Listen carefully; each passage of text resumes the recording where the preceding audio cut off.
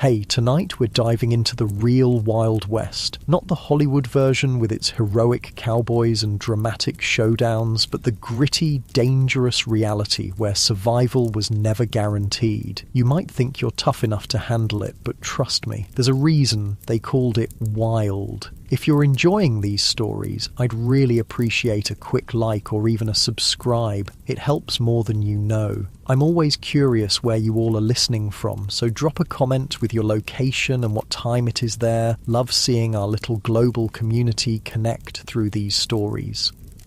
Now, dim the lights, maybe turn on a fan for that soft background hum, and let's ease into tonight's journey together. We're going to explore why you might not survive even a single day in the untamed American frontier.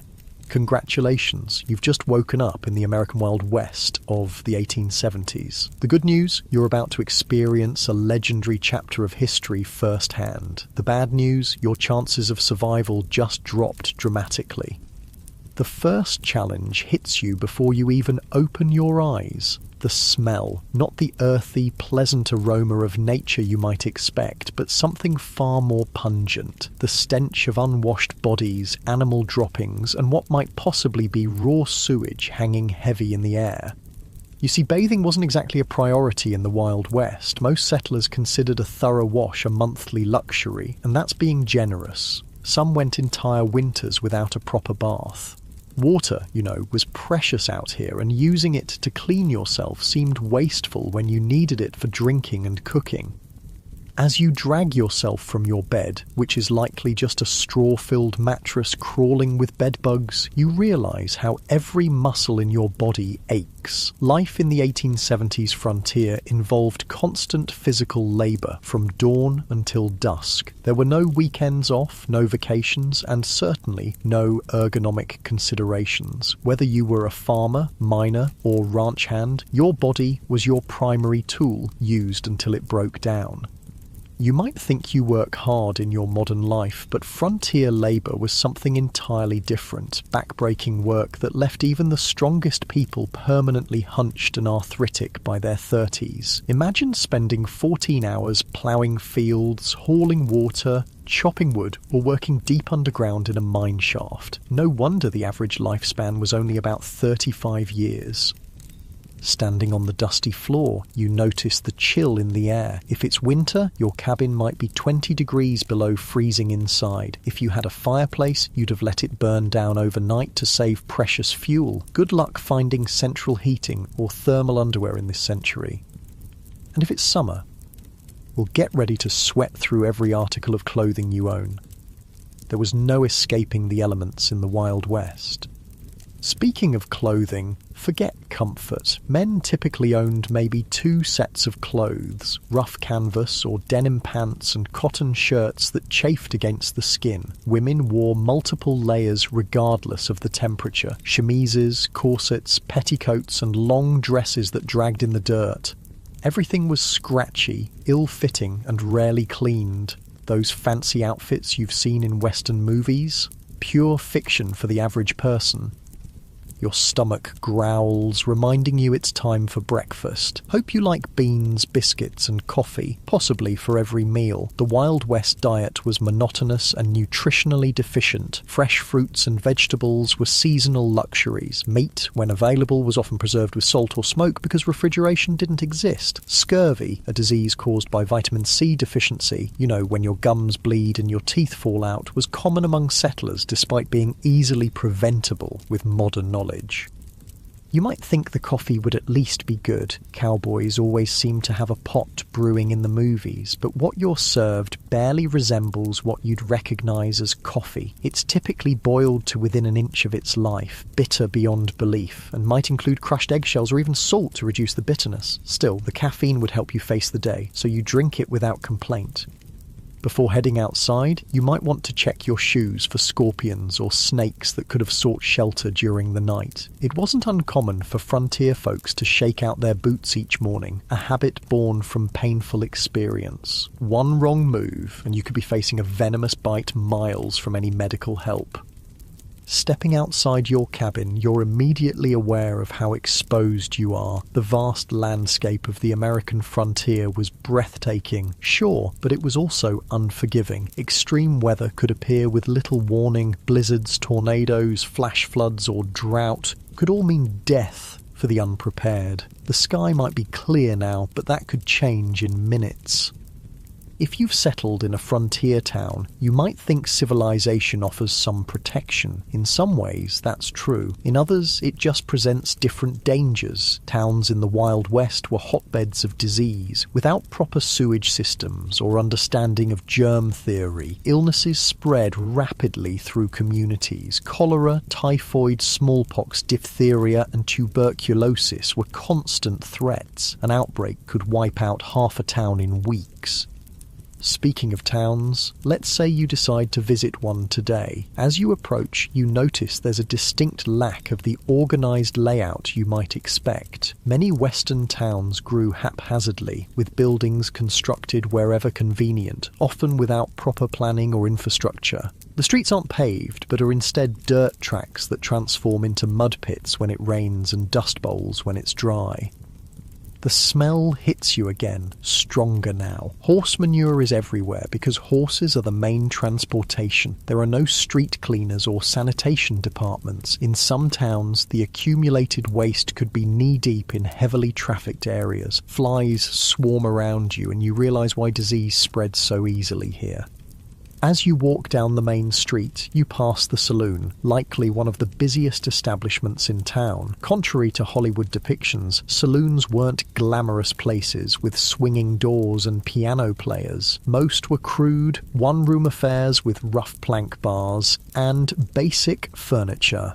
The liquor served wasn't fine whiskey aged in oak barrels, but raw alcohol often mixed with tobacco juice, pepper, turpentine, or even gunpowder to give it extra kick. A single drink could blind you if you were unlucky.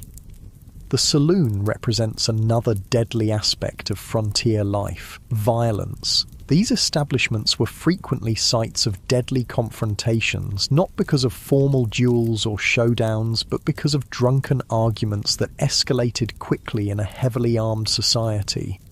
The romanticised gunfights of Western movies were rare. Most violence was impulsive, messy, and over trivial matters. Speaking of being armed, you'll notice almost everyone carries a weapon of some kind, but not for the reasons you might think. While personal protection was certainly a factor, weapons were primarily tools for hunting, protection from wildlife, and sometimes for signalling. The constant threat from bears, wolves, cougars, and venomous snakes made going unarmed foolish, especially when travelling between settlements. You might be surprised to learn that many frontier towns actually had strict gun control laws. Places like Dodge City, Kansas, and Tombstone, Arizona, required visitors to surrender their firearms when entering town limits. The famous gunfight at the OK Corral actually started because the Clanton gang refused to comply with Tombstone's weapons ordinance. Despite what you've seen in movies, quick-draw duels in the middle of the street were exceedingly rare. Most shootings were ambushes or happened during robberies. The skilled gunslinger facing off against an opponent at high noon is largely a Hollywood invention. Real frontier violence was typically sudden, chaotic, and lacked any sense of honour or fairness.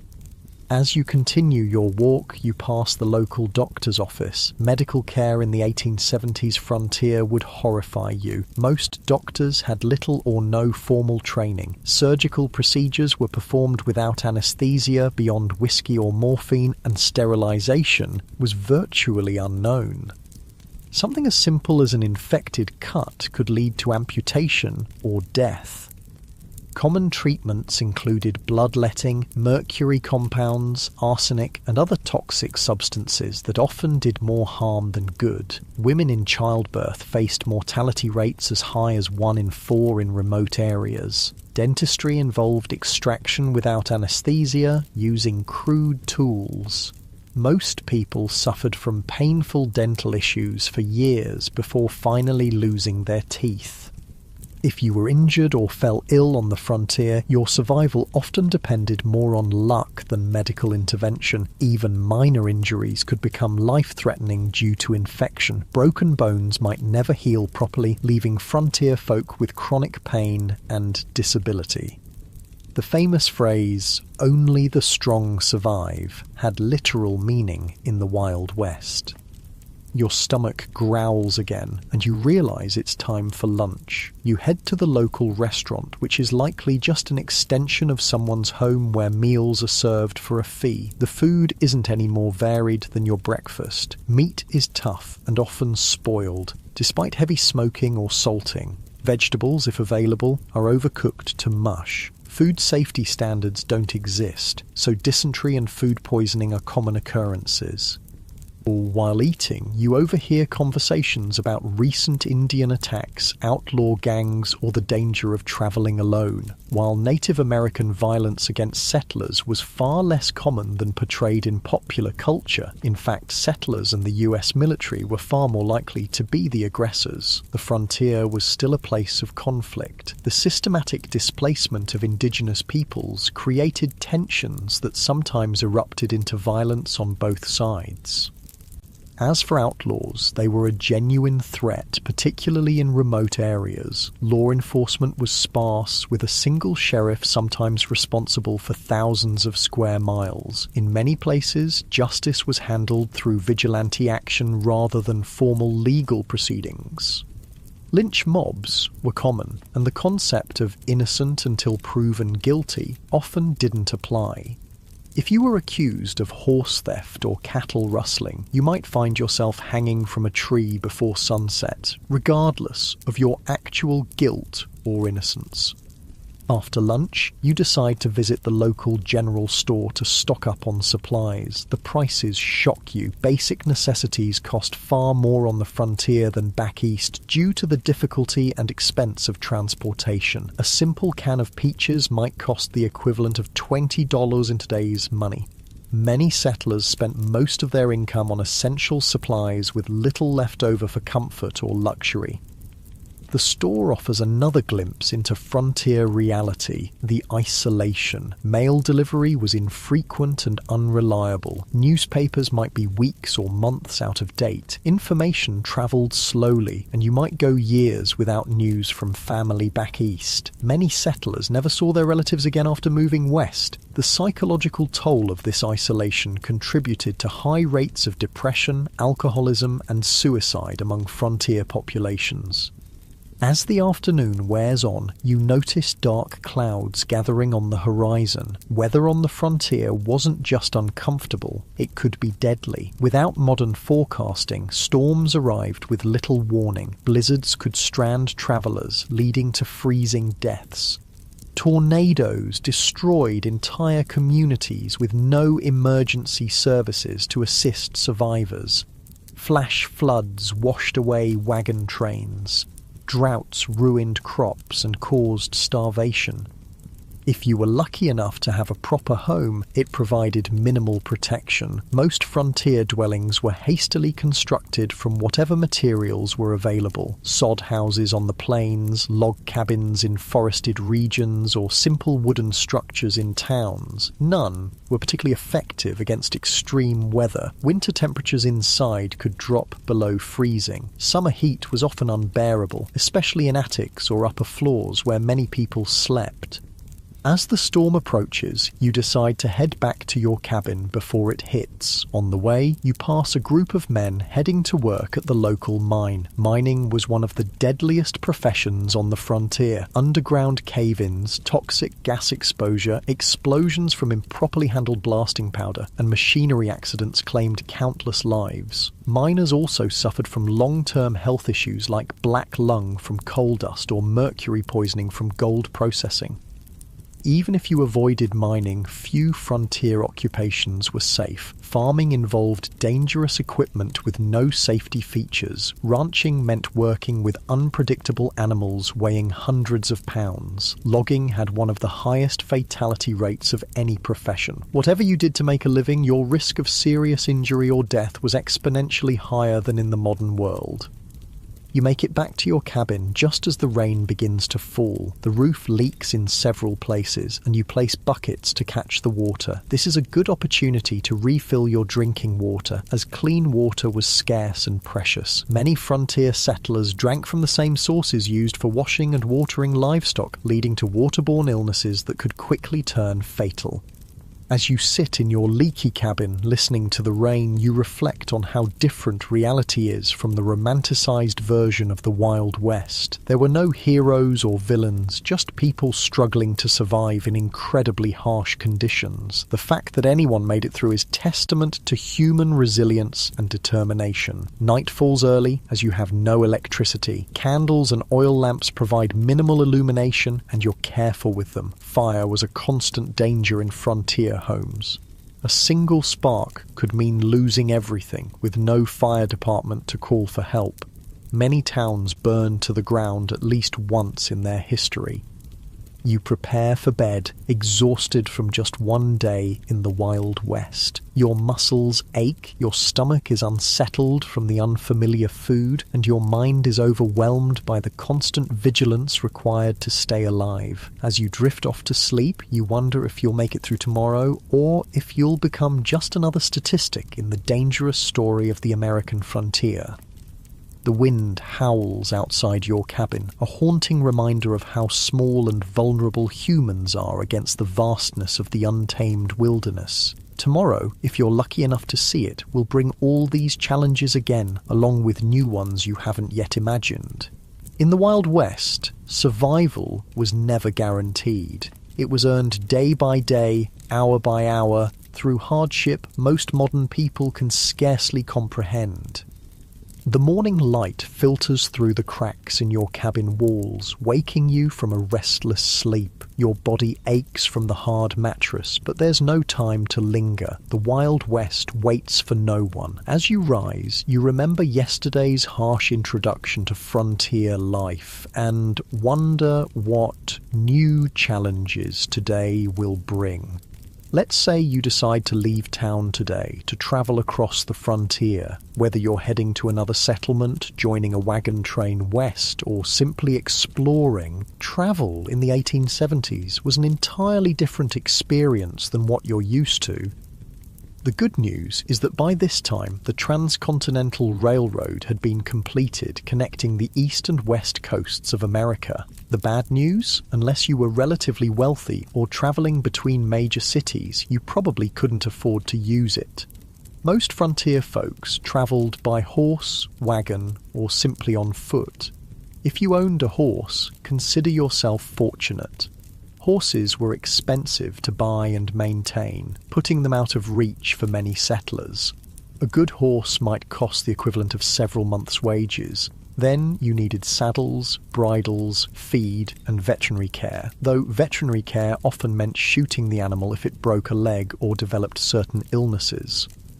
Riding itself was no pleasure cruise. Saddles in the 1870s weren't designed for comfort, but for function. Hours in the saddle left even experienced riders with blisters and aching muscles. And if your horse spooked at a snake or sudden noise, which happened frequently, you could easily be thrown, potentially suffering broken bones or worse miles from any help.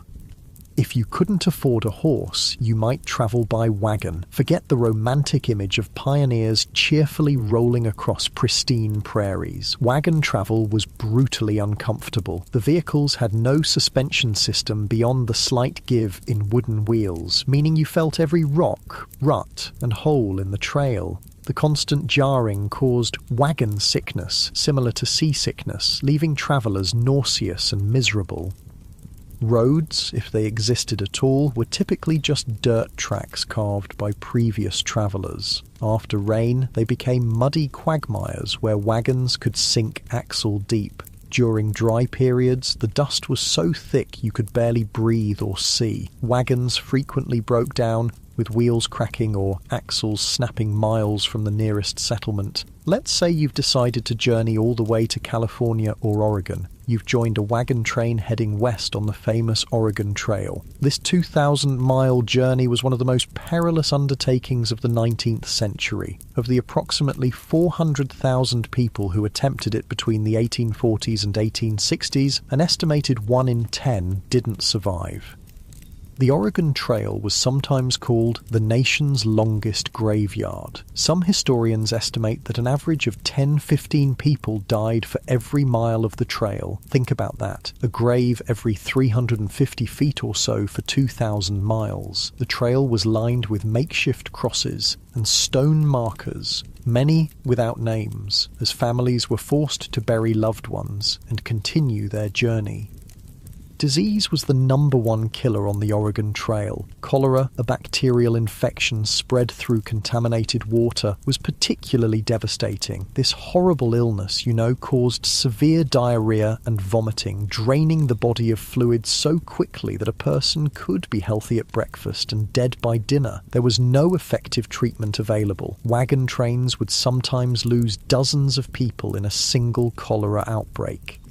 Other diseases like dysentery, typhoid and mountain fever claimed countless lives. Children were especially vulnerable, with many families losing multiple children during the journey. Medical care was rudimentary at best, often consisting of folk remedies that did little to help and sometimes made conditions worse.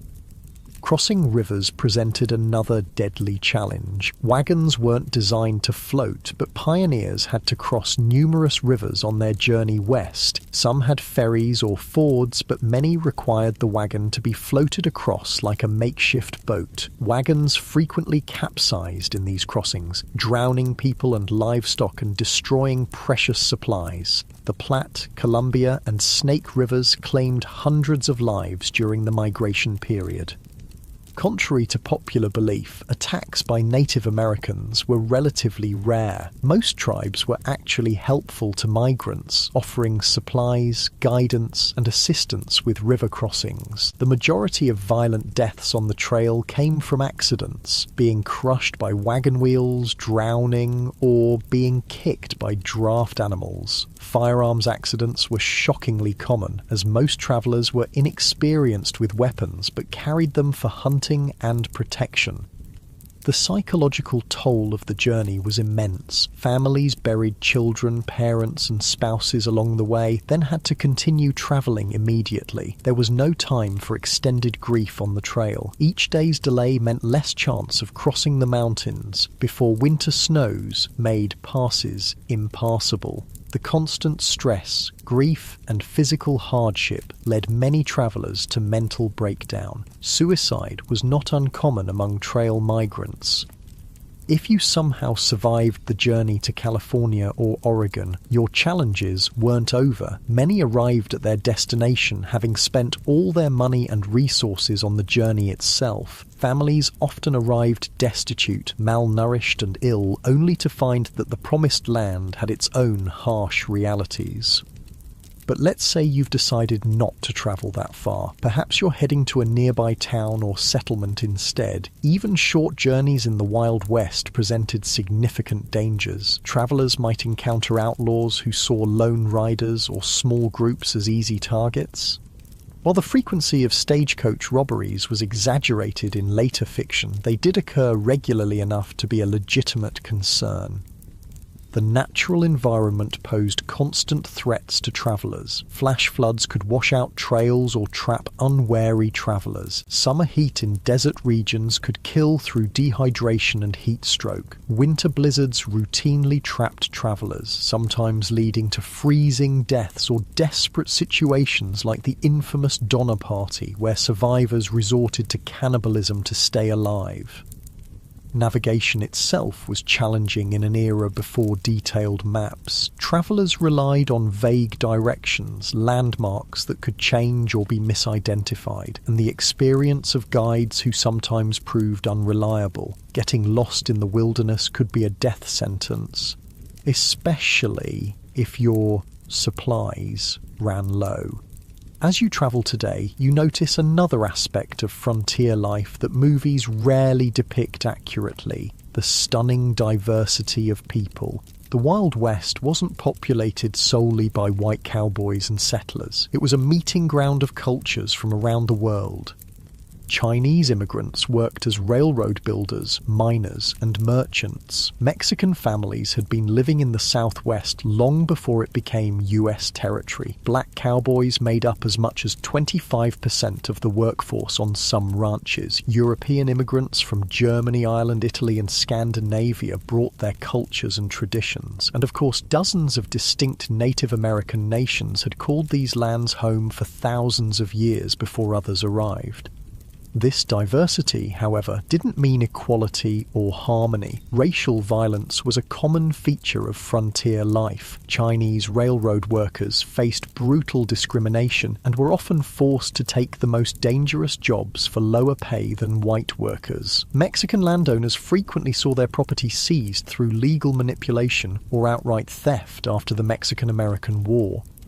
Black Americans who moved west hoping to escape Southern discrimination often found frontier racism just as entrenched, if different in form. Despite their crucial contributions to ranching, mining, and building frontier communities, they were frequently excluded from economic opportunities and social acceptance. For Native Americans, the expansion of white settlement was nothing short of catastrophic. The indigenous population of North America, once numbering perhaps 15 million people, had been reduced to fewer than 300,000 by 1900. Disease, warfare, forced relocation, and the deliberate destruction of their food sources, particularly the buffalo, decimated numerous tribes and nations. US government policies systematically pushed Native Americans from their traditional lands onto reservations, often in areas with poor soil and few resources. Treaties were regularly broken when valuable resources were discovered on reservation lands. Native children were taken from their families and placed in boarding schools designed to erase their cultural identity, operating under the philosophy of "kill the Indian, save the man." The romanticized cowboys versus Indians narratives of later films grossly misrepresented the complex interactions between settlers and indigenous peoples. Many native nations initially tried to accommodate newcomers and adapt to changing circumstances. Violence typically erupted after repeated treaty violations, encroachment on tribal lands, or deliberate provocations. As you continue your journey, you ponder another group whose experience differed markedly from Hollywood depictions: women on the frontier. Far from the helpless damsels or schoolmarms of Western movies, frontier women performed incredibly demanding physical labour while navigating restrictive social expectations. On homesteads and farms, women not only handled traditional domestic duties like cooking, cleaning, childcare, and making clothing, but also worked in the fields, tended livestock, and defended the home when necessary. Their workday typically started before dawn and ended well after dark, with few, if any, days of rest. A frontier woman might need to plough fields in the morning, deliver a neighbour's baby at midday, fight off predators threatening the livestock in the afternoon, and still prepare meals and care for her own children throughout. Many women became widows young due to the dangerous nature of frontier life and had to manage farms or businesses alone while raising children. Despite their essential contributions, women had few legal rights. In most territories and states, they couldn't vote, own property independently if married, or have custody of their children in the event of divorce. Domestic violence was considered a private matter, with little legal recourse available to victims. For unmarried women, options were severely limited. Teaching was one of the few respectable professions, though female teachers were paid significantly less than their male counterparts, and were often expected to resign upon marriage. Some women found economic independence through running boarding houses, working as nurses, or establishing millinery or dressmaking businesses.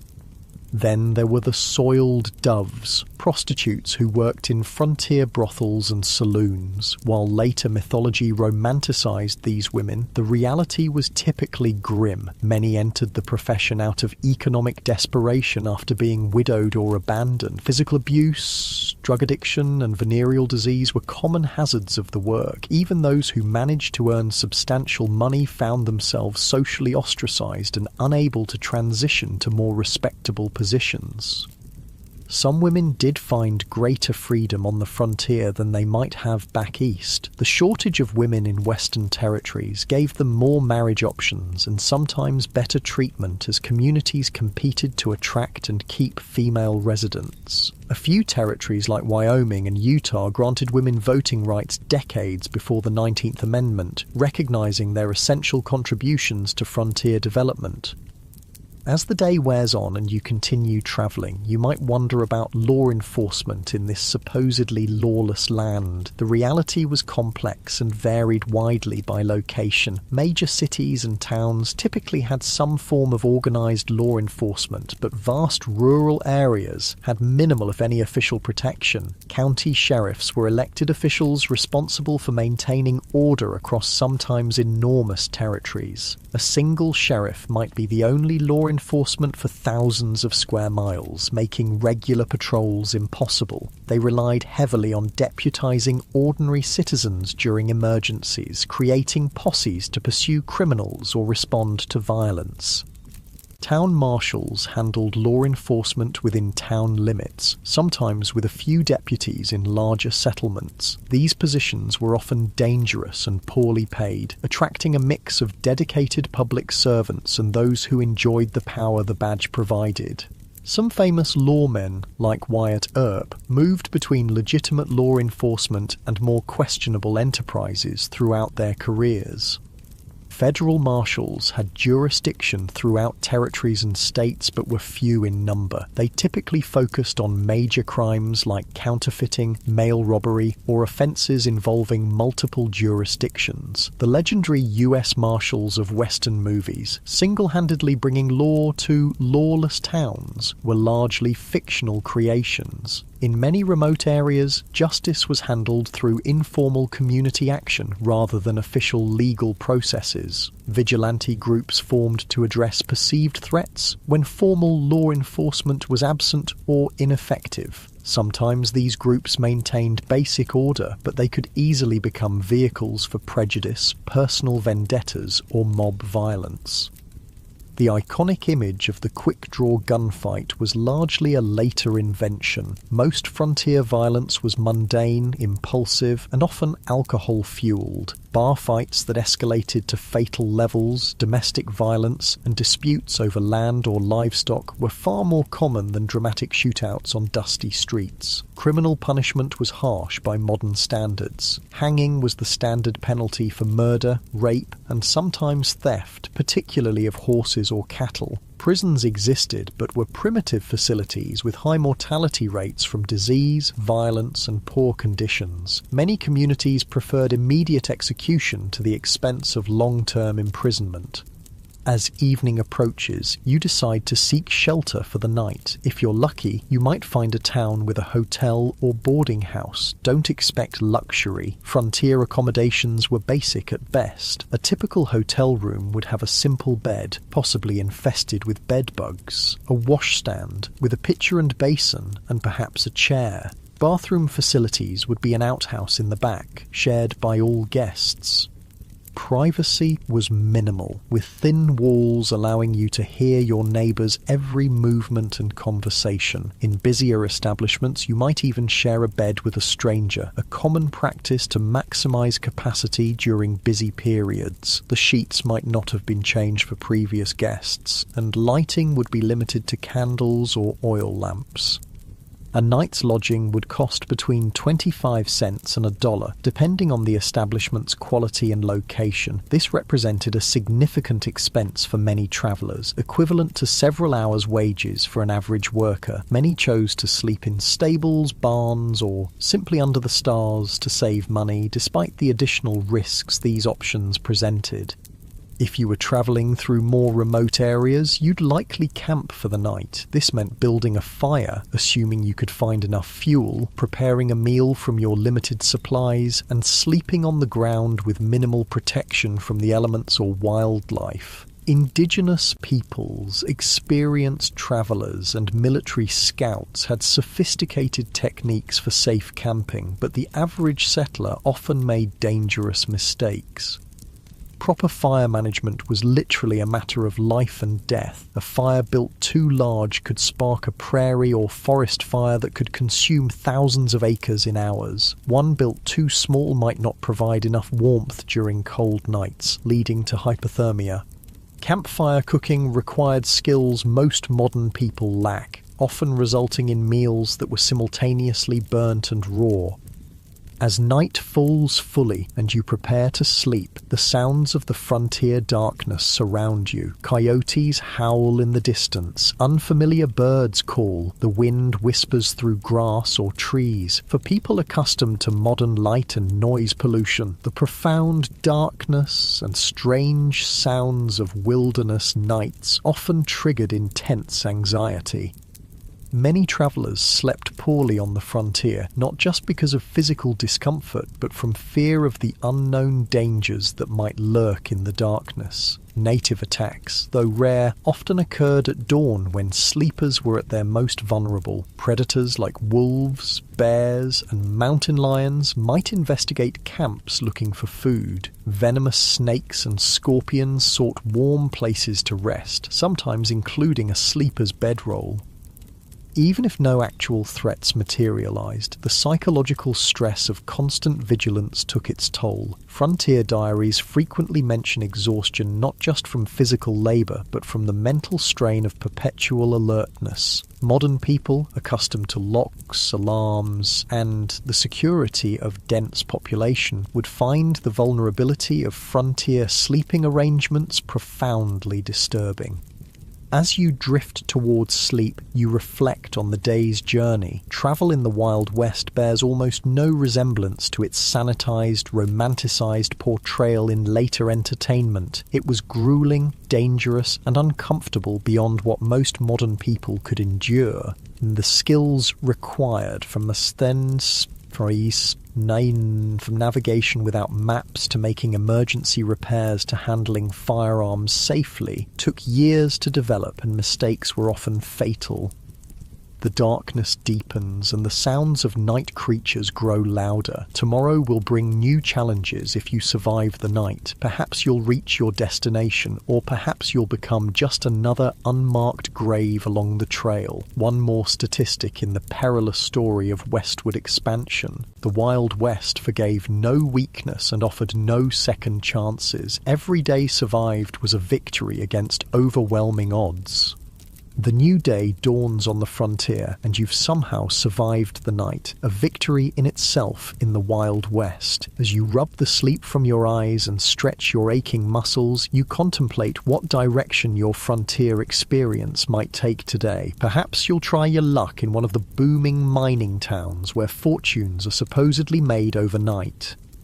You've heard stories of the California gold rush, the Nevada silver strikes, and the Colorado mining booms. Tales of ordinary men finding nuggets the size of chicken eggs and becoming wealthy overnight have drawn hundreds of thousands west. What these stories don't mention are the brutal realities awaiting those who chase mineral dreams.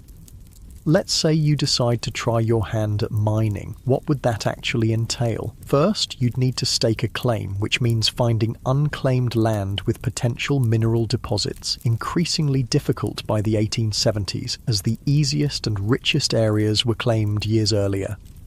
If you were lucky enough to find a promising spot, you'd need to register your claim at the nearest government office and pay the required fees, which could be substantial. Then the real work would begin, and it was some of the most physically demanding labour imaginable. For placer mining, searching for loose gold in streams, you'd spend hours bent over in ice-cold mountain water, sifting through sediment with a pan or sluice box. Your hands would crack and bleed from constant exposure to water and rough materials. Your back would ache from the hunched position, and after all that effort, you'd be lucky to find a few tiny flakes of gold worth pennies. If you ventured into hard rock mining, digging for veins of ore in the mountains, the dangers multiplied exponentially. Tunneling into unstable rock without modern safety equipment or engineering knowledge led to frequent cave-ins that crushed miners where they stood. Poorly ventilated shafts filled with toxic gases like carbon monoxide, odourless but deadly, suffocating miners who had no warning of the danger. Blasting with black powder or dynamite to break through rock was incredibly hazardous. Miners frequently lost fingers, hands, eyes or lives when charges detonated prematurely or thrown rock fragments became deadly projectiles. The thunderous noise and constant percussion of blasting left many with permanent hearing loss. Even if you avoided immediate catastrophes, the long-term health effects were devastating. Miners constantly inhaled fine rock dust, leading to silicosis, a painful lung disease that slowly suffocated its victims. Mercury used in gold processing caused neurological damage, tremors, and mental deterioration.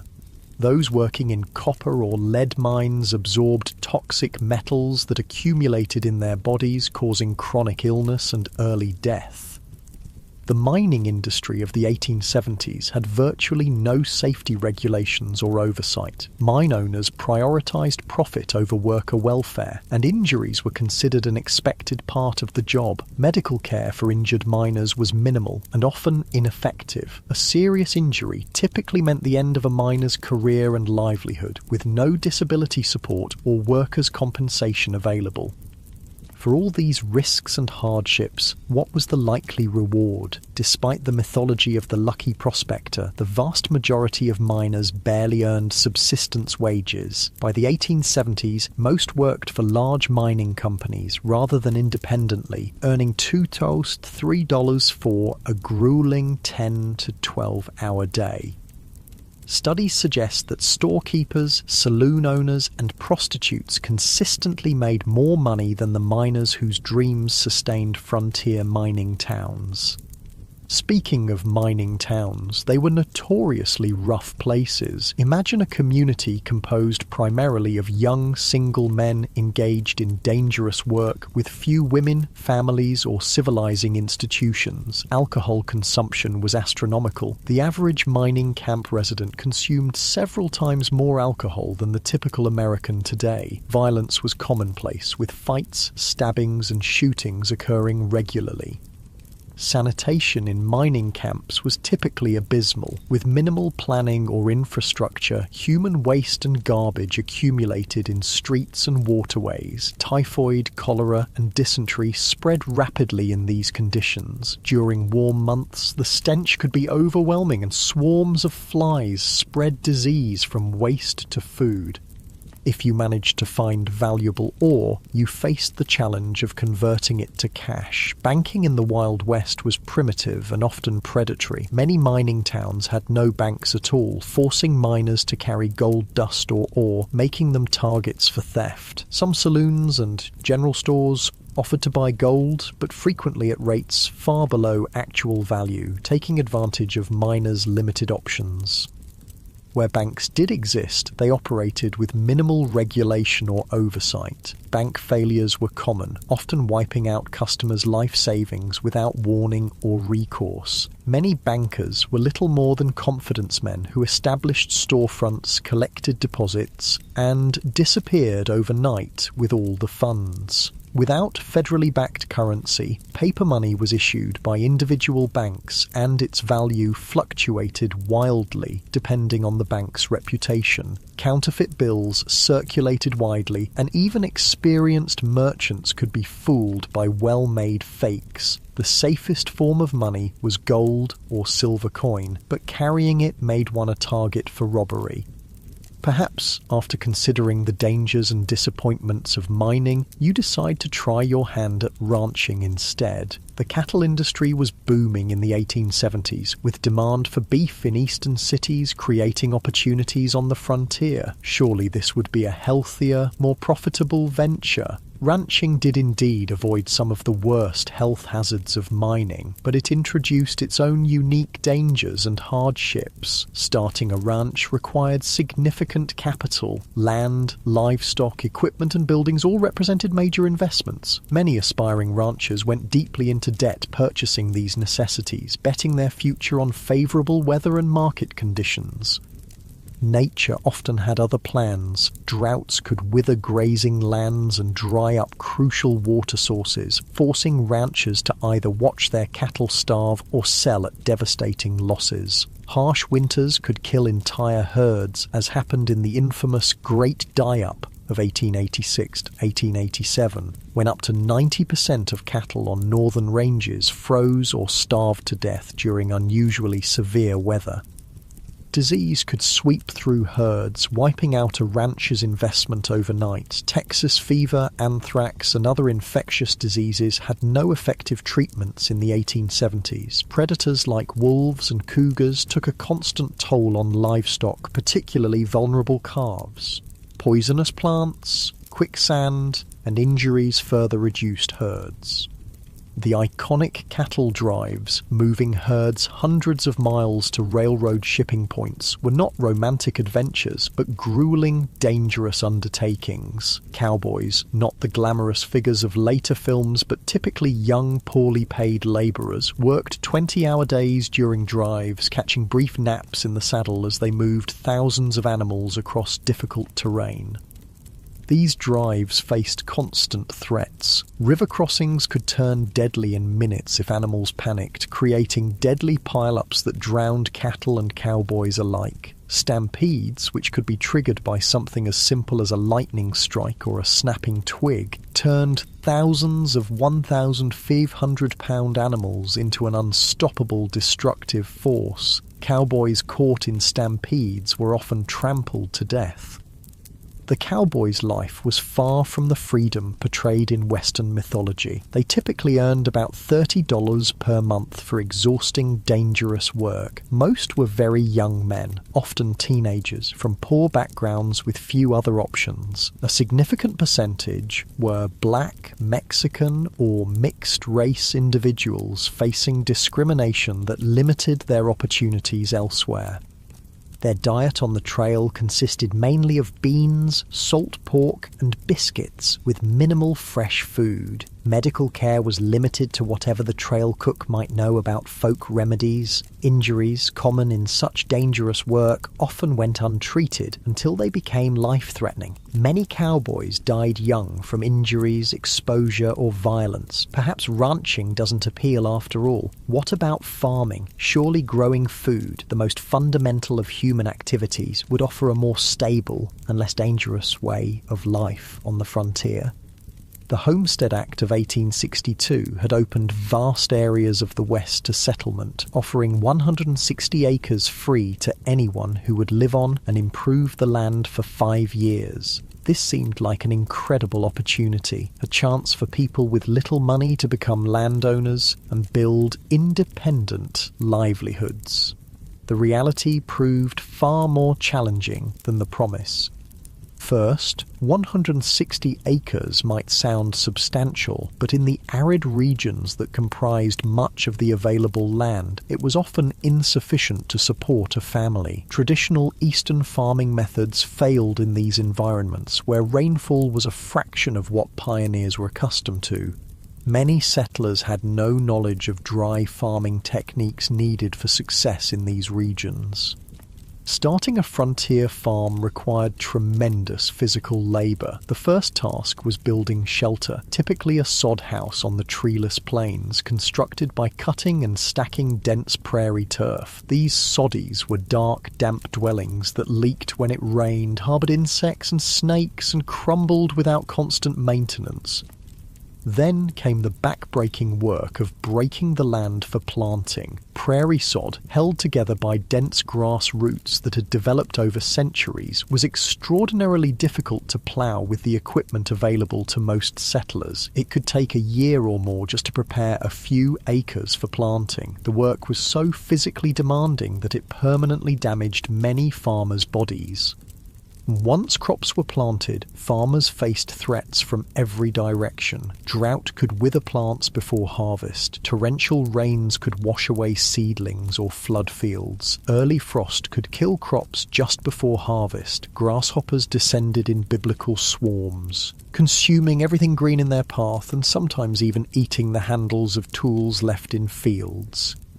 Disease affected frontier farmers as it did everyone else, but with particularly devastating consequences. With no hired help and little community support, a family's illness during crucial planting or harvesting periods could mean the difference between survival and starvation. Women often continued working the fields while heavily pregnant or just days after giving birth, risking their health because the work simply couldn't wait. Farm accidents were common and often fatal. Homemade tools broke and caused injuries. Animals panicked and trampled their handlers. Even successful harvests could turn deadly. Numerous farmers died when they fell into grain storage bins and suffocated in the loose grain, or when poorly constructed storage buildings collapsed under the weight of their contents. The isolation of frontier farms took a heavy psychological toll. Neighbours might be miles away, visited only occasionally. Women in particular suffered from this isolation, some going months without speaking to anyone outside their immediate family. Depression, anxiety, and what was then called prairie madness affected many settlers, sometimes leading to abandonment of homesteads or suicide. For those who persevered through these challenges and actually produced crops, economic obstacles remained. Transportation to markets was difficult and expensive. Without refrigeration, perishable products had to be sold quickly or preserved. Large agricultural corporations and railroad companies used their influence to keep crop prices low and transportation costs high, squeezing independent farmers from both directions. By the 1870s, another option was emerging on the frontier, working for wages in the growing towns and industries. Perhaps this offered a safer, more stable path than the high-risk ventures of mining, ranching, or farming. Wage labour did avoid some of the worst physical dangers and financial risks of independent enterprises, but introduced its own hardships. Industrial safety standards were virtually non-existent. Workers in frontier factories, mills, and workshops suffered horrific injuries from unguarded machinery. Construction workers built increasingly tall structures without harnesses or safety equipment, leading to frequent fatal falls. Railroad work was particularly dangerous. Track layers worked with minimal equipment under brutal conditions, suffering high rates of injury and death from accidents, heat stroke, and exhaustion. Chinese workers, who built much of the transcontinental railroad, were often assigned the most dangerous tasks, such as handling unstable explosives to blast through mountain passes. Working hours were long by modern standards, typically 10-12 hours per day, 6 days per week. Pay was low, with most workers barely earning subsistence wages. Child labour was common, with children as young as 8 or 9 working alongside adults in many industries, often suffering higher injury rates due to their size and inexperience. Workers had essentially no legal protections. Employers could fire people without cause, reduce wages arbitrarily, or withhold pay entirely. Those who complained or attempted to organise for better conditions faced blacklisting, being marked as troublemakers who no other employer in the region would hire. Company towns, settlements where a single employer owned all housing and businesses, were common in mining and lumber regions. Workers in these communities paid inflated prices at company stores, lived in company housing, and sometimes were paid in scrip, company currency, rather than legal tender. This created a form of debt bondage where workers could never save enough to escape the system. Whether you mined, ranched, farmed, or worked for wages, frontier life shaped your experiences in ways modern people would find disorienting. Perhaps most striking was the relationship with time, not the carefully measured minutes and hours of our digital age, but a more fluid reality, governed by daylight, seasons, and natural rhythms. Without electric lighting, most people woke at dawn and slept shortly after sunset, their active hours expanding and contracting with the seasons. Work wasn't measured in 8-hour shifts, but by tasks that needed completion: fields ploughed, cattle moved, ore extracted. During harvest or roundup, people might work from first light until well after dark for weeks without a break. During winter, many rural workers had periods of relative inactivity when fields lay dormant or cattle needed minimal tending. The concept of punctuality, so central to modern life, had limited relevance on the frontier. With few clocks and limited need for precise timing in most activities, people operated on approximate schedules. Stagecoaches and later trains introduced more precise timetables to the West. But outside these specific contexts, morning or after dinner were sufficiently specific time designations for most purposes. Entertainment and leisure looked nothing like their modern counterparts. After exhausting workdays, most frontier folks had little energy for complex activities. Conversation around the fire, storytelling, or simple card games were common evening pastimes. Music was popular when instruments and skilled players were available, with fiddles, harmonicas, and guitars providing accompaniment for social dances. Reading material was precious and often shared among entire communities. A single book might be read aloud to gatherings of neighbours or passed from family to family until it fell apart from use. Newspapers, when available, were read repeatedly, with every advertisement and notice scrutinised for information about the wider world. Organised sports existed, but in simpler forms than today. Baseball was gaining popularity, played with minimal equipment on makeshift fields. Horse racing, wrestling, and shooting competitions provided both entertainment and opportunities to demonstrate valuable skills. Children played games that required little or no equipment: tag, hide and seek, and variations of stickball that could be played with found objects. Holidays and community celebrations took on great importance as rare opportunities for socialising and recreation. 4th of July celebrations might draw people from miles around for picnics, speeches, games, and dancing. Harvest festivals marked the successful completion of the year's most critical work. Religious holidays provided both spiritual meaning and welcome breaks from routine. As the day draws to a close, you find yourself reflecting on the relentless challenges of frontier life. Every aspect required harder work, involved greater risk, and offered fewer comforts than its modern equivalent. The people who survived and sometimes thrived in these conditions possessed qualities that modern society rarely demands: extraordinary physical endurance, practical skills applicable to countless emergencies, and psychological resilience in the face of constant hardship and loss. The darkness gathers once more, and with it comes a silence profound enough to hear your own heartbeat. No car engines, no air conditioners, no electronic hums, just the whisper of wind, the chorus of insects, and the occasional call of night birds. This profound quiet, so alien to modern ears, was the soundtrack of frontier nights, sometimes comforting, sometimes unsettling in its emptiness.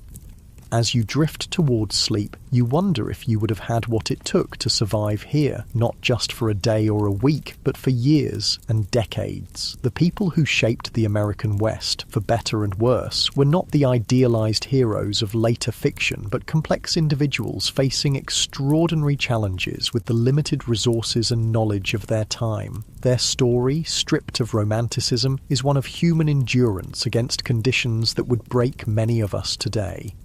The cool night air settles around you like a blanket, and the stars emerge in a display of brilliance impossible to see in our light-polluted modern world. This at least is one pure beauty the people of the frontier experienced that few today can fully appreciate: the majestic sweep of the Milky Way across a truly dark sky, connecting them to the same cosmic panorama their ancestors had watched for countless generations. Morning arrives again in the Wild West, and with it comes hunger, a constant companion on the frontier. Food in the 1870s, West bore little resemblance to the varied, convenient diet you're accustomed to in the modern world. Let's explore what keeping yourself fed would actually entail in this harsh environment. The good news is that game was still relatively plentiful in many areas. Deer, elk, rabbit and various birds could supplement your diet if you had the skills to hunt them. The bad news? Hunting required ammunition, which was expensive and might be needed for protection. It also demanded time away from other essential work, making it a luxury many settlers couldn't afford during busy seasons. Most frontier families relied heavily on foods they could grow, preserve, or purchase in bulk. The staples of the frontier diet were beans, corn, and pork, dense in calories but monotonous and nutritionally incomplete. Fresh fruits and vegetables were available only in season, a few months at most, and winter diets often contained no fresh produce whatsoever. This lack of dietary variety led to widespread nutritional deficiencies. Scurvy, caused by vitamin C deficiency, was common during winter and early spring when no fresh produce was available. The symptoms, bleeding gums, loosening teeth, joint pain, and eventually death, were well known but difficult to prevent with available resources. Other deficiency diseases affected growth in children and caused various chronic health problems in adults. Food preservation was a constant challenge and critical survival skill. Without refrigeration, meat needed to be consumed quickly or preserved through smoking, salting, or drying. These methods deterred bacterial growth but drastically changed flavors and textures while reducing nutritional value. The heavy salt content of preserved foods contributed to high blood pressure and other health issues. Women spent enormous amounts of time preserving food when it was abundant for use during scarce periods. Vegetables were pickled in vinegar or fermented. Fruits were dried or preserved with sugar if available. Root vegetables might be stored in root cellars, underground spaces that maintained cool temperatures. These preservation efforts were not optional activities, but essential survival work that could determine whether a family would eat during winter. Food storage presented its own problems. Properly prepared preserved foods could last months or even years, but improper techniques led to spoilage and potentially deadly food poisoning. Additionally, stored food attracted pests. Rats, mice, and insects consumed portions of most stored food supplies, and their droppings contaminated what remained. Most frontier families simply accepted a certain amount of insect parts and rodent droppings in their flour, beans, and other staples as unavoidable. Cooking itself was far more labour-intensive than modern people can easily comprehend. Meals were prepared over open hearths or wood-burning stoves that required constant attention and fuel. In wood-scarce prairie regions, women and children might spend hours gathering buffalo chips, dried manure, or twisted grass to burn as cooking fuel. Water had to be hauled from wells or streams, often hundreds of pounds per day for cooking, cleaning, and drinking. Even with these efforts, meals lacked the variety and flavour profiles modern people expect. Spices were expensive luxuries, used sparingly if at all. Sugar and coffee were treasured items, often hoarded for special occasions. Fresh milk was available only if a family kept a cow, and for only part of the year when the cow was producing. Most frontier children grew up with simple, repetitive diets that would horrify modern nutritionists.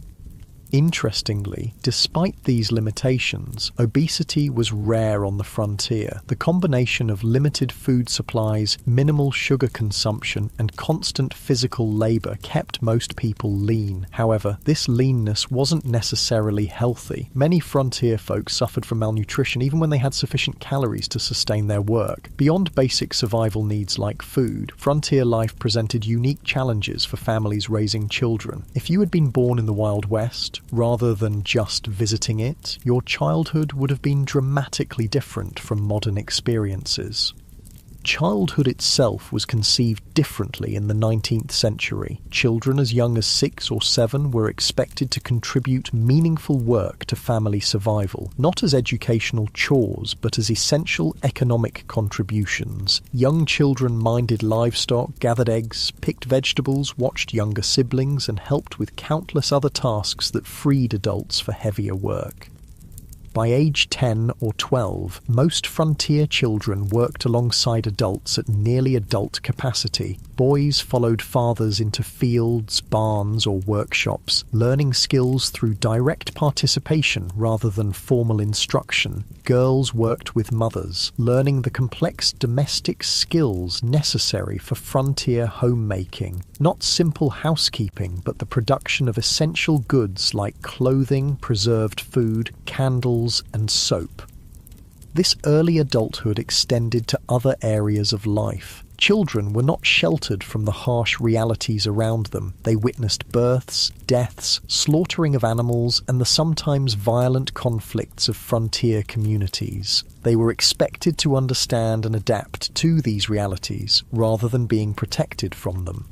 Education, as modern people understand it, was limited and inconsistent on the frontier. In established towns, schools might operate for a few months each year, typically during winter when agricultural work was minimal. One teacher, often barely educated themselves, might be responsible for students ranging from 5 to 17 years old, all studying in a single room. Physical conditions in these schools were challenging. Buildings were poorly insulated, leading to freezing conditions in winter and stifling heat in warmer months. Supplies were minimal, perhaps a few shared textbooks, slates for writing that had to be constantly erased and reused, and minimal paper that was treated as a precious resource. Corporal punishment was the standard disciplinary approach, with whippings or beatings administered for infractions as minor as whispering or failing to memorize assigned material. In more remote areas, formal schooling might not exist at all. Some families conducted home education using whatever books were available, but many frontier children received only the most basic literacy and calculation skills, if that. Their education focused instead on practical knowledge, how to predict weather, track animals, prepare soil for planting, treat common injuries, and perform the countless other tasks essential for survival. Child mortality remained devastatingly high throughout the frontier period. Approximately 1 in 4 children died before reaching adulthood, with the highest risk in the first 5 years of life. Diseases that modern medicine easily prevents or treats, measles, diphtheria, scarlet fever, whooping cough, routinely killed or permanently disabled young children. Accidents claimed many more, as child safety was a foreign concept in an era where survival demanded risk-taking. The psychological impact of this mortality on both children and parents is difficult for modern people to comprehend. Most children grew up watching siblings die. Parents expected to lose children and often gave the same name to a subsequent child if an older sibling died young. A practice that seems strange today, but reflected the different relationship with mortality in an era when death was an everyday presence. Perhaps nothing illustrates the gulf between frontier and modern life more clearly than approaches to health and medicine. If you became ill or injured in the 1870s West, your experience would bear almost no resemblance to modern healthcare. The first difference would be the absence of professional medical care in most situations. Doctors were scarce, with many communities having none at all. Those who did practice on the frontier often had minimal training, perhaps a brief apprenticeship or a few months at a medical college. Their knowledge reflected medical science of the era, which still relied heavily on theories like humoral balance that had more in common with medieval medicine than modern practice. Without access to professional care, most health issues were addressed through home remedies and folk medicine. Every community had people, usually women, known for their healing skills, drawing on traditions brought from various cultures. Some of these treatments, particularly herbal remedies, had genuine medicinal properties, but many were ineffective or actively harmful. Common medical treatments of the era included bloodletting, which weakened already ill patients, purgatives that caused severe diarrhea, supposedly to expel bad humours, and poultices of various substances applied to wounds, some of which introduced infection rather than preventing it. Laudanum, a tincture of opium, was widely used for pain, leading to addiction in many cases. Mercury compounds were prescribed for numerous conditions despite their toxicity. Even when treatments had some validity, impure medications caused problems. Without pharmaceutical regulations or standardization, commercially sold medicines varied wildly in potency and often contained dangerous contaminants. Many patent medicines marketed as cure-alls contained primarily alcohol, providing temporary relief through intoxication rather than addressing underlying conditions.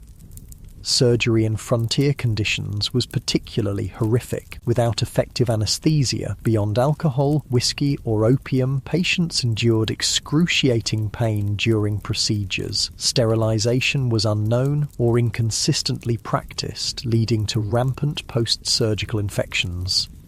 Amputation was the standard treatment for serious limb injuries, performed with saws and knives that might be wiped clean but never properly sterilized. Childbirth represented perhaps the starkest contrast between frontier and modern medical experiences. Women typically gave birth at home, attended by a midwife if one was available, or female relatives if not. Without prenatal care, many complications weren't identified until labour was underway. Breech births, hemorrhage, and other emergencies that modern medicine handles routinely often resulted in the death of mother, child, or both. Maternal mortality rates on the frontier were approximately 1 death per 100 births, more than 100 times higher than in developed countries today. Many women approached each pregnancy knowing it might be their last experience in life. Men's diaries and letters from the period frequently mention the heartbreaking reality of raising children alone after losing wives in childbirth. The combined impact of inadequate nutrition, constant physical strain, minimal preventive care, and primitive treatment options meant that frontier populations experienced health outcomes more similar to developing nations today than to modern America. Life expectancy at birth was under 40 years, with those surviving childhood likely to suffer chronic health problems by their 50s if they lived that long. Beyond these material hardships, frontier life imposed a form of isolation and disconnection that modern people, accustomed to instant global communication, would find almost unbearable. This isolation shaped frontier psychology and culture in profound ways. Communication with distant family or friends occurred at the speed of physical transportation. Letters took weeks or months to reach recipients, if they arrived at all. News travelled slowly and unreliably, often distorted through retelling. Major events might not become known in remote areas until months after they occurred. This information vacuum contributed to a highly localised worldview where distant events seemed abstract and irrelevant compared to immediate community concerns. The isolation was particularly difficult for those accustomed to more settled environments. Women who had grown up with close female friendships and family networks often found themselves alone for days or weeks while husbands travelled for supplies or work. Their diaries frequently mention crippling loneliness and the psychological strain of having no adult conversation for extended periods. This isolation sometimes led to what contemporary accounts called prairie madness, severe depression, anxiety, and occasionally psychosis triggered by the combination of isolation, constant work, and environmental hardships. Some affected individuals became violent toward family members or committed suicide. Others simply abandoned their homesteads and returned east, unable to endure the psychological pressure of frontier life. Even in established communities, social connections were limited by practical constraints. Visiting neighbours might require travelling several miles each way, a significant undertaking when time was precious and transportation limited to walking or horseback. Formal social gatherings were infrequent, typically centred around church services, seasonal celebrations, or community work events like barn raisings or harvest festivals. Churches played a crucial role in frontier communities beyond their spiritual function. They served as social hubs, educational centres, and mutual aid societies. Even those with limited religious conviction often participated in church activities for the community connection they provided. Religious leaders, ministers, priests, or lay preachers frequently took on roles far beyond religious guidance, serving as teachers, dispute mediators, and community organisers. The establishment of community institutions marked important milestones in frontier development. Building a school, church, or meeting hall represented a commitment to permanent settlement rather than temporary exploitation. These institutions helped transform mining camps or trading posts into towns with collective identities and shared futures. The creation of local governments, rudimentary as they often were, similarly marked transitions from frontier chaos to established community. Frontier communities also developed distinctive forms of mutual aid and collective action necessary for survival in harsh conditions. Barn raisings and house raisings allowed families to complete large construction projects impossible for individual households. Harvest teams moved from farm to farm, ensuring crops were gathered before weather could destroy them. Spontaneous search parties formed when children went missing. These cooperative traditions reflected the practical reality that no individual or family could survive the frontier entirely through self-reliance.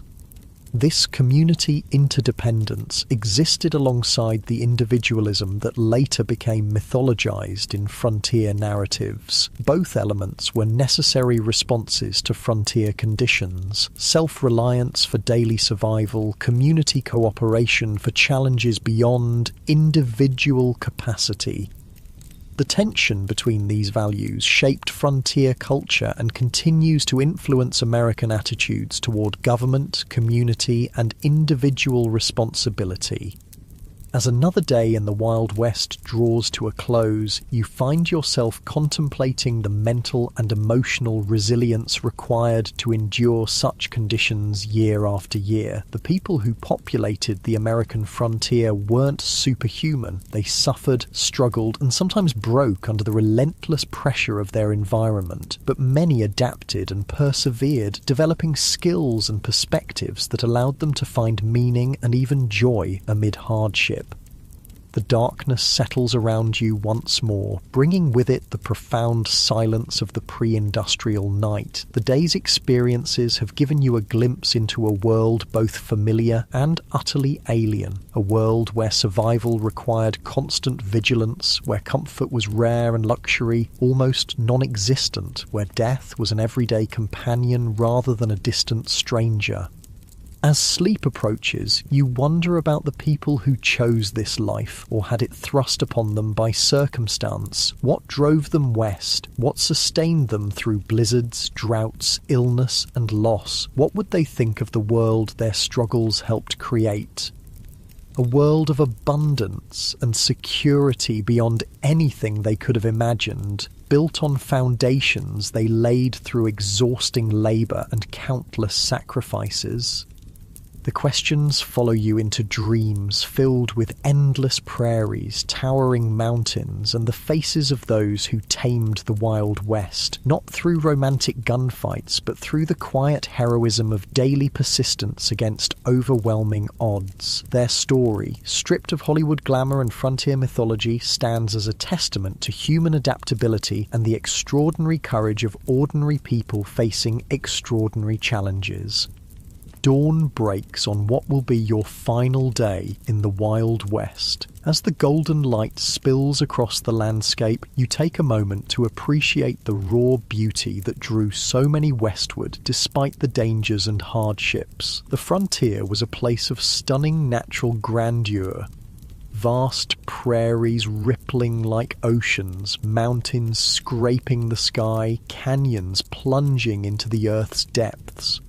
This beauty, at least, wasn't a Hollywood invention. But even this relationship with the natural world differed profoundly from modern environmental perspectives. The frontier mentality viewed nature primarily as a resource to be conquered and exploited rather than preserved or protected. Timber was cut without consideration for regeneration. Game was hunted to the edge of extinction in many regions. Streams were diverted, polluted, or destroyed for mining operations with no thought for downstream consequences. The near extinction of the American bison, buffalo, stands as perhaps the starkest example of this exploitative approach. In the 1700s, an estimated 30-60 million bison roamed North America. By 1884, fewer than 1,000 remained. This devastation wasn't simply the result of hunting for food or hides, though that played a part. It was also deliberate policy, encouraged by the US government as a way to deprive Plains Indian tribes of their primary resource, forcing them onto reservations. General Philip Sheridan, a key military leader in the Plains Indian Wars, reportedly stated, "Let them kill, skin, and sell until the buffalo is exterminated. It is the only way to bring lasting peace and allow civilization to advance." Whether or not he actually spoke these exact words, they accurately reflect government policy of the era. The destruction of the buffalo herds was environmental warfare designed to break indigenous resistance by eliminating their way of life. For Native American nations across the West, the expansion of white settlement represented an apocalypse, not just physical displacement, but the collapse of economic systems, spiritual practices, and cultural identities tied to specific landscapes and resources. While early interactions sometimes involved trade and cooperation, by the 1870s most indigenous groups faced stark choices: confinement on reservations, continued resistance against overwhelming odds, or cultural assimilation.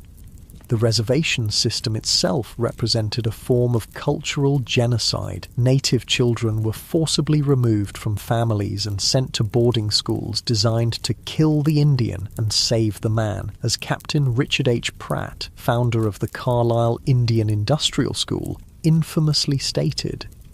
These children had their hair cut short, were forbidden from speaking their languages, practicing their religions, or maintaining their cultural identities. The intergenerational trauma from these policies continues to affect Native communities today.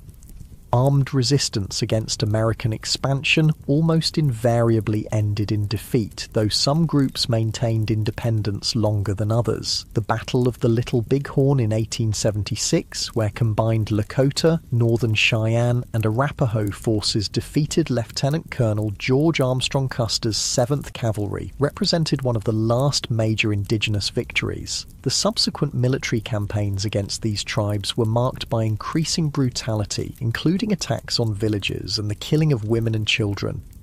The tragedy of this cultural collision was heightened by the fact that many native nations had sophisticated agricultural systems, complex governance structures, and rich cultural traditions that could have offered valuable knowledge to European settlers. The different approaches to land use and ownership created fundamental misunderstandings. Many native groups couldn't conceive of owning land any more than one could own the air or stars, making treaty negotiations over territory fundamentally problematic from the start.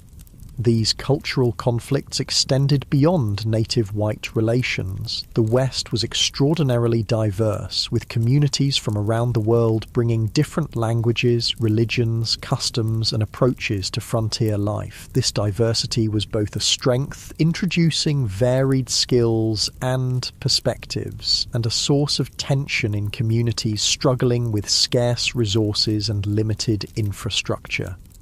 Chinese immigrants, who played crucial roles in building the transcontinental railroad and developing mining operations, faced particularly severe discrimination. The Chinese Exclusion Act of 1882, the first major American law restricting immigration based on nationality, grew from anti-Chinese sentiment that had festered for decades in Western territories. Chinese miners were frequently driven from productive claims through violence or unjust application of foreign miners' taxes. Chinese communities in frontier towns often faced riots and mass expulsions when economic conditions deteriorated.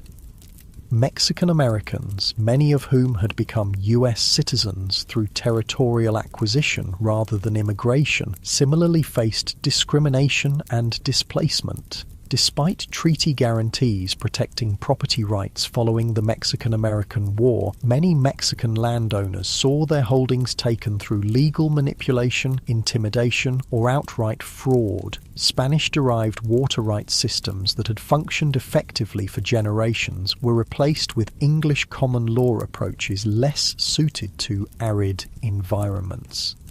Even European immigrants found that national and religious identities continued to matter on the frontier. Irish Catholics, German Lutherans, Scandinavian Protestants, Eastern European Jews, each group tended to establish distinct communities and maintained cultural practices from their homelands. These communities provided mutual support, but sometimes became targets for nativist sentiment when economic or social tensions arose.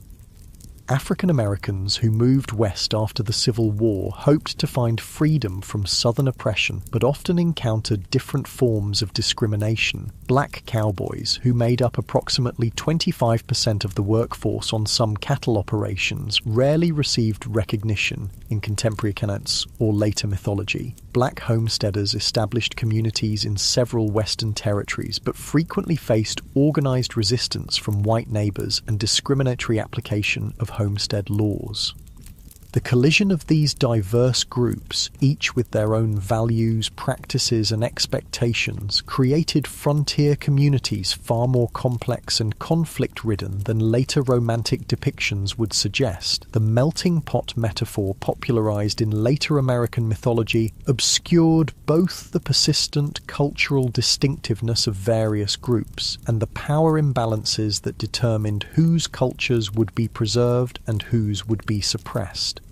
As the day progresses, you find yourself in a frontier town undergoing rapid transformation, a transition happening across the West during the 1870s and 1880s. The initial phase of settlement, characterized by individual prospectors, independent farmers, and small-scale enterprises, was giving way to more organized corporate development of Western resources. The arrival of railroads catalyzed this transition. The Transcontinental Railroad, completed in 1869, dramatically reduced travel time between east and west from months to days. Subsequent branch lines penetrated previously isolated regions, connecting them to national markets and supply chains. This transportation revolution allowed large-scale extraction of Western resources for Eastern factories and enabled mass-produced Eastern goods to flood Western markets. These economic connections accelerated the integration of Western regions into national systems, but often disadvantaged small producers. independent miners couldn't compete with large mining corporations that brought industrial methods and capital investment. Family farms struggled against agricultural enterprises operating on vast acreage. Small ranchers found themselves squeezed by cattle companies with investor backing and political connections. Corporate interests increasingly dominated political as well as economic structures. Railroad companies, mining conglomerates, timber interests, and large landholders exercised enormous influence over territorial and early state governments. Water rights, mineral claims, grazing access, and timber concessions were allocated through processes that typically favoured those with financial and political power rather than small operators or community interests. This transition from frontier to integrated region wasn't simply economic but cultural. The rough-edged mining camp or cattle town gradually acquired institutions that signalled permanence and connection to wider society. Banks, schools, churches, newspapers, theatres and fraternal organisations. Streets were surveyed and sometimes paved. Wooden structures were replaced with brick and stone buildings. Local governments enacted ordinances regulating behaviour that had previously gone ungoverned. For many who had been attracted to the frontier precisely because of its freedom from Eastern constraints, these changes represented unwelcome domestication of the wild spaces they had sought. Some continually moved westward ahead of advancing civilization, seeking new frontiers. Others struggled to adapt to increasing regulation, competition, and social expectations. The mythological end of the frontier, declared in the 1890 census, represented real psychological and cultural challenges for those whose identities were tied to frontier conditions.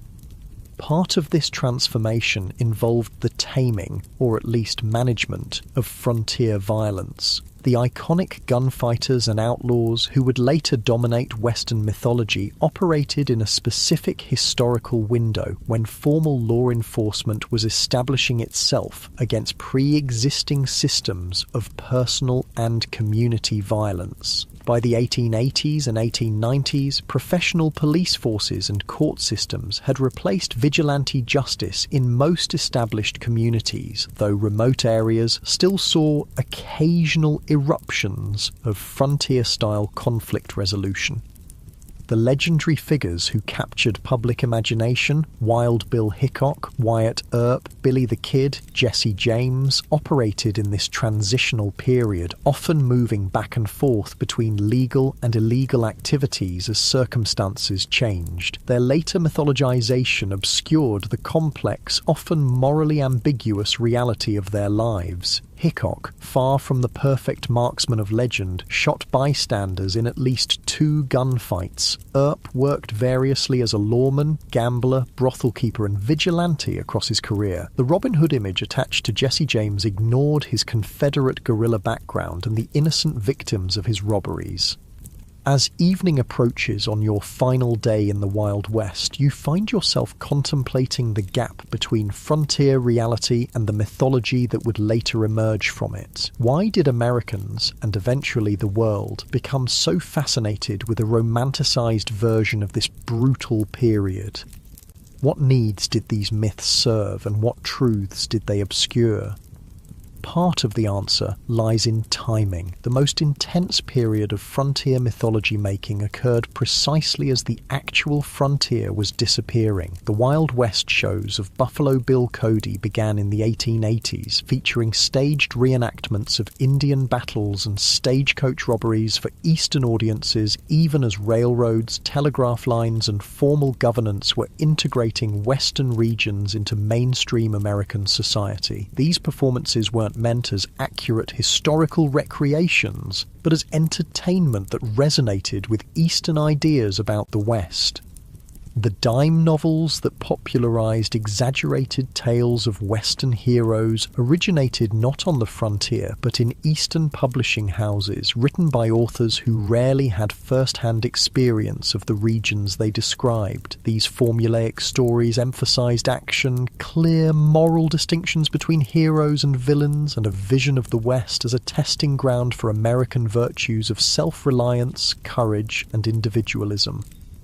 Later, Hollywood westerns further refined and amplified these mythological elements, creating iconic images of lone cowboys, heroic sheriffs, dastardly outlaws, and savage Indians that bore little resemblance to historical reality. These films served psychological and cultural functions beyond entertainment. They offered reassuring narratives about American identity during periods of rapid social change and international challenges.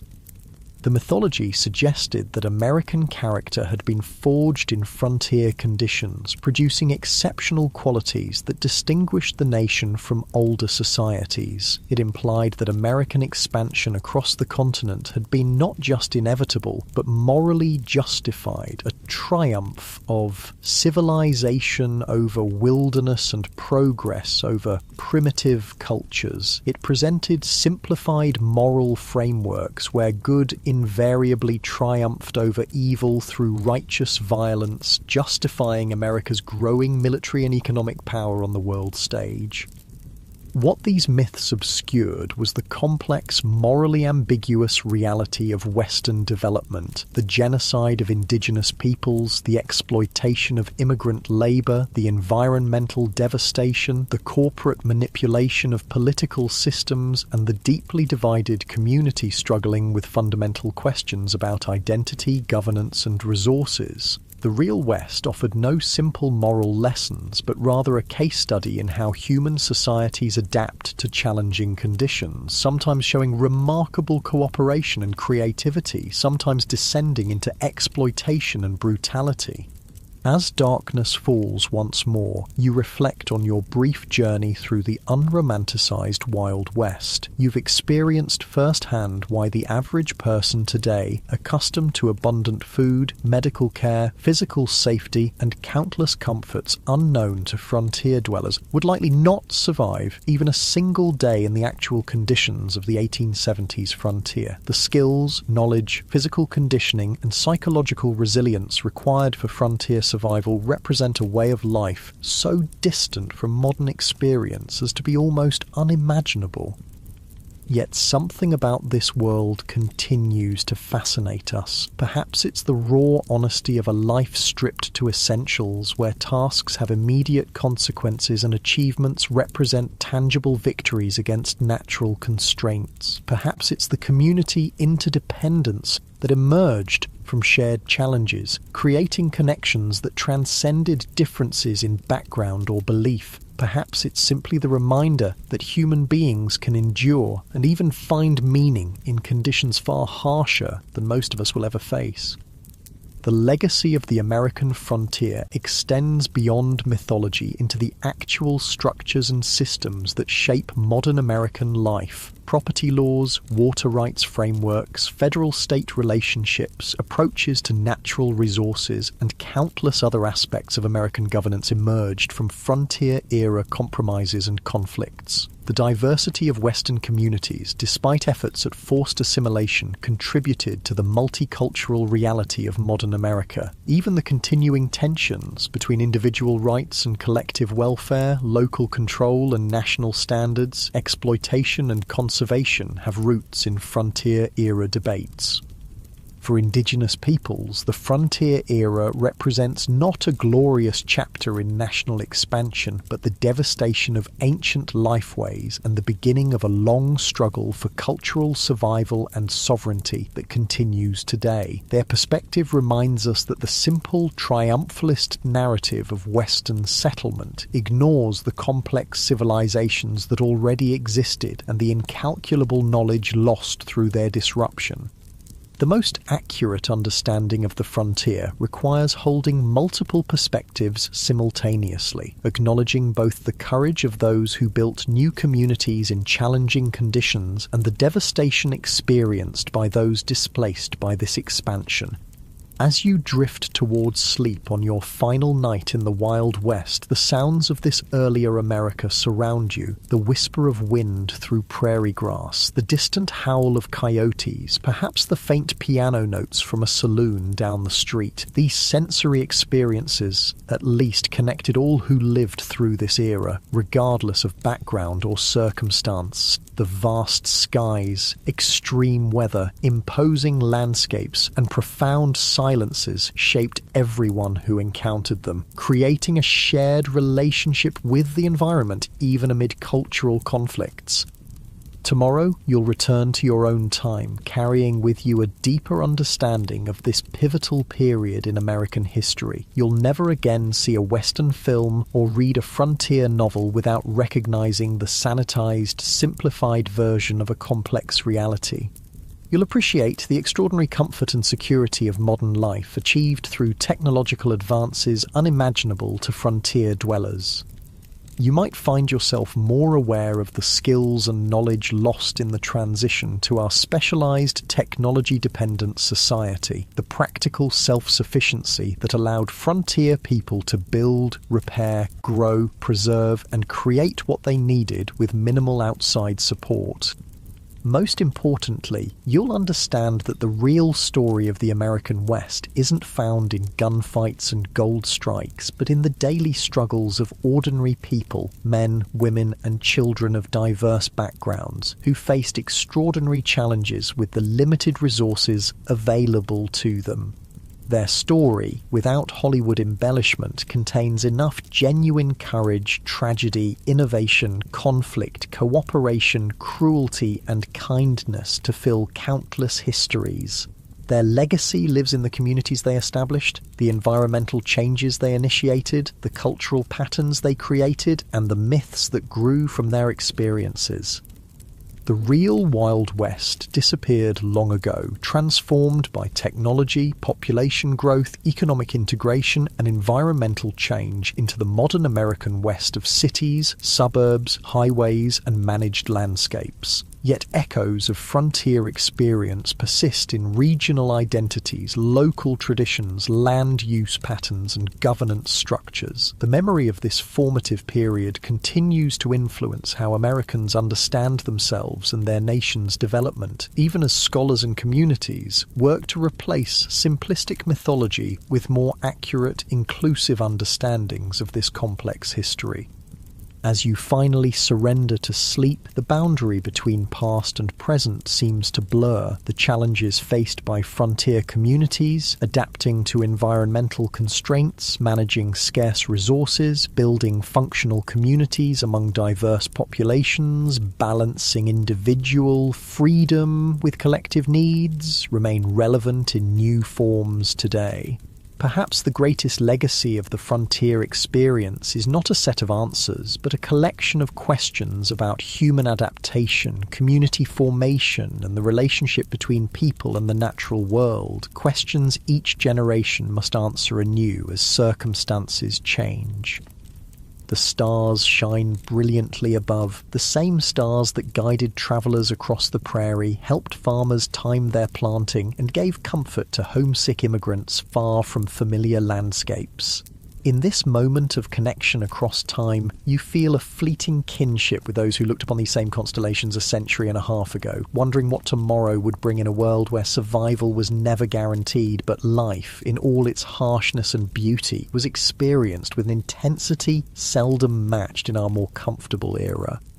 Sleep comes at last, and with it dreams of a West both harsh and magnificent, a place where human vulnerability and resilience were displayed in equal measure, where diverse peoples collided and sometimes cooperated in ways that would shape a nation, and where the daily struggle for existence contained moments of transcendent connection with landscapes of breathtaking grandeur. The real Wild West, stripped of romantic illusion, offers a window into human experience at its most elemental, challenging, frightening, and occasionally sublime.